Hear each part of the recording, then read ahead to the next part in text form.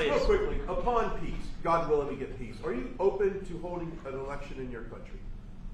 Yes, of course. We are open for election, yes.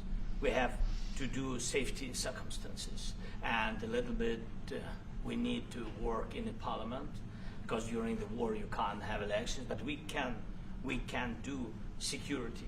We need, maybe, how to say, we need a truth, yes, everywhere, in the battlefield, in the sky, in the sea, yeah, to make possible for people to do democratic, open, legal elections. So you say during the war you can't have elections.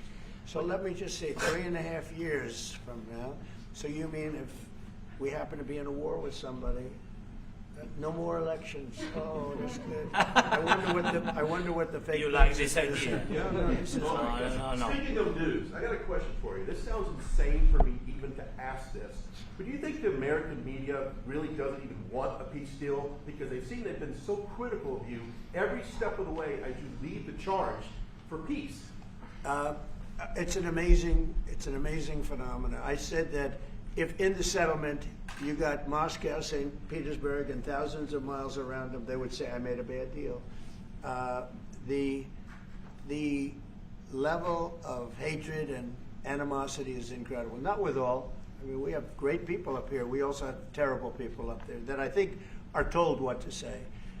But, you know, in solving all of these wars, they don't even write about it. You know, I saw major wars. I saw wars that have been going on for 31, 35, and 37, and a couple of quicker ones. One that was going to go into a full-blown deal very quickly. You know what the one I'm talking about. It was a big one. But they don't even write about that. No matter what I do, no matter what, and you know, this is not anything to do with you. It's probably to your advantage in a certain way. But no matter what I do, no matter what deal I make, from my standpoint, you'll come out good. Maybe President Putin will come out good. But they'll say, Trump was absolutely horrible. It's just that, and I've lived with that for a long time. I've lived with it since just before the first election. I used to get great publicity. Now I get the worst publicity anyone's ever gotten in office, but I won in a landslide, so that people understand. They're the only ones that count, ultimately. But I've also had great reporters. I've had journalists that are very good. But it's very sad when you do the right thing. As an example, they said, because of the fact that Vladimir Putin came to American soil, this was a tremendous defeat for Donald Trump. No, it was really wonderful that he did it. It was a hard thing for him to do, to be honest with you. It was the opposite of what they said, but they said it. Now, if he didn't come, they'd say that was also bad for Trump. You know, there's no way. And there's just a great dishonesty of the press, and I think that's why it's lost its credibility. You know, its credibility is at an all-time low.